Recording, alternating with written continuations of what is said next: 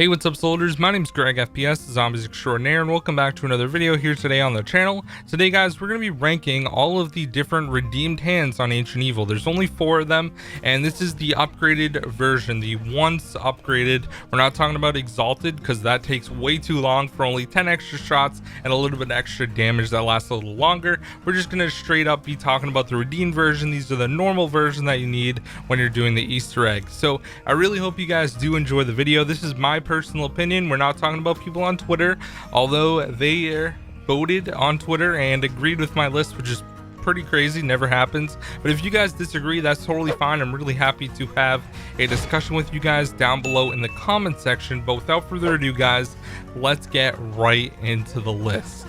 Alright guys, coming in as the worst of the redeemed hands on Ancient Evil is going to be Gaia. Now this is the plant one, and to upgrade this, it's a really simple process. All you have to do is do the original lockdown, then there's 3 different plants around the map, and they're gonna have 3 red crystals on them. You shoot the red crystals, and then a plant will come out in front of that plant that you shot, and you basically bring that seedling all the way over to the Gaia shrine, and then you can go in, prove yourself, and you can get the upgraded version. Now the really cool thing about the Gaia redeemed hand is that what it does is you basically shoot it and rocks are going to come out of the ground like spikes, and then eventually like that same shot that you shot out will then kind of like explode and all the zombies around it will die. And it's a really cool effect, and I really enjoy using it.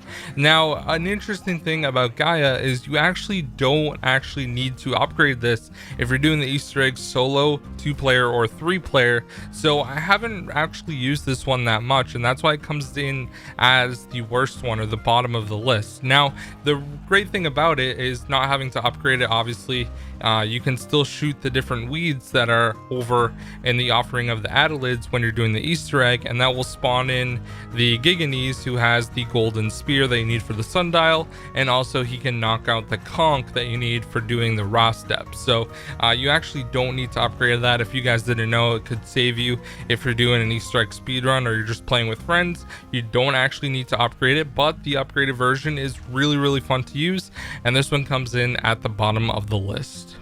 Alright guys, the next one on the list is going to be the redeemed hand of Humaira. Now this one is really cool, and I love the upgrade process for actually getting this one to the redeemed version, because all you have to do is shoot a light off of mirrors and it will reflect, hit a crystal, and then go into a bowl, and then you bring that charge that you got from the bowl all the way over to the shrine, and then you prove yourself. Now the great thing about this one is literally you send down a just ray of light and it just destroys zombies, which is so fun to use, and I really enjoy using this one. Not only that, but it's just extremely powerful.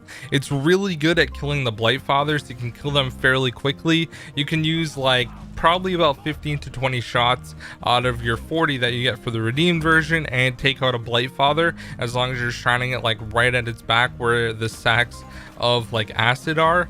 And I think that's great because this one is definitely really good, and the fact that you can use it to kill a Blight Father is great, because most of the time like it's way better to use like a Spitfire with packed ammo or something, or pack punch rather, and that makes it really fun that you can actually use these wonder weapons to kill the bosses, because not all of them can actually kill them. They can slow them down or anything like that, but it just seems like whenever I use like normal shots, they just take forever to kill all the bosses on the map, the Giganese and the Blight Fathers and stuff. And I just love using this one. I think it's my personal favorite upgrade.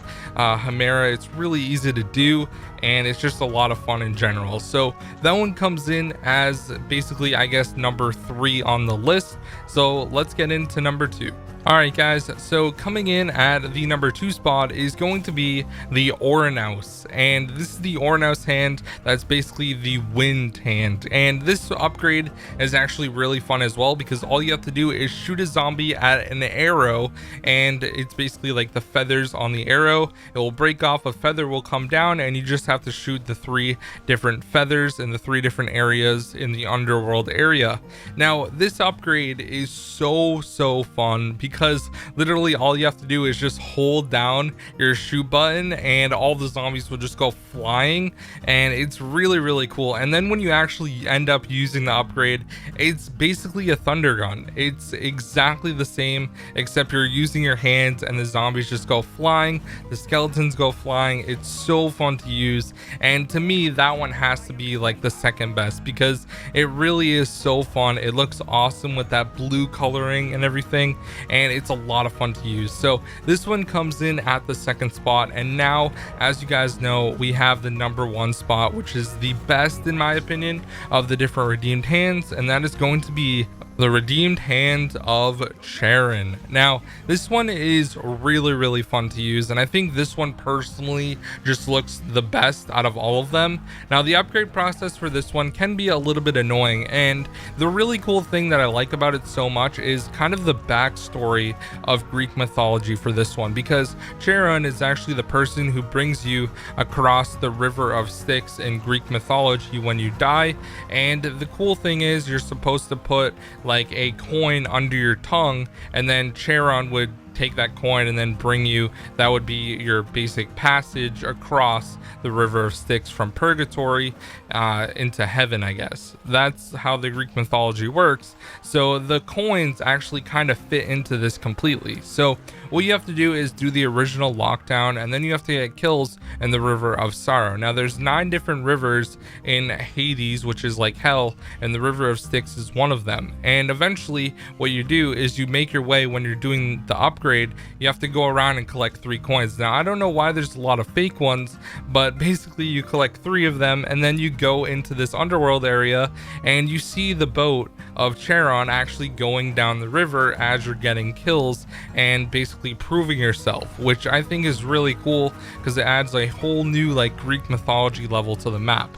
Now what does this weapon actually do? It's amazing because all you have to do is shoot a charge shot at the ground, and all the zombies are going to be attracted to it like monkey bombs, and then they're basically going to disintegrate into blood, and they get grabbed and pulled down into the underworld by skeletons. There's literally like skeleton arms. Next time you use it, check it out. Skeleton arms will like come up and grab the zombies and like pull them down, and it looks super cool. It's really cool, and it's my absolute personal favorite to use. I love using it, and it's really strong as well. Now the only downside to this one is if you shoot a shot and you're between the zombie and that shot, the zombie is still going to attack you, but if you shoot it like near zombies, they're all going to go towards it, and if any zombies are like running into you, it's because you're between them and where they're actually attracted to. So that's the only downside to it, but I do think in fact it is the strongest. It's probably the best for the boss fight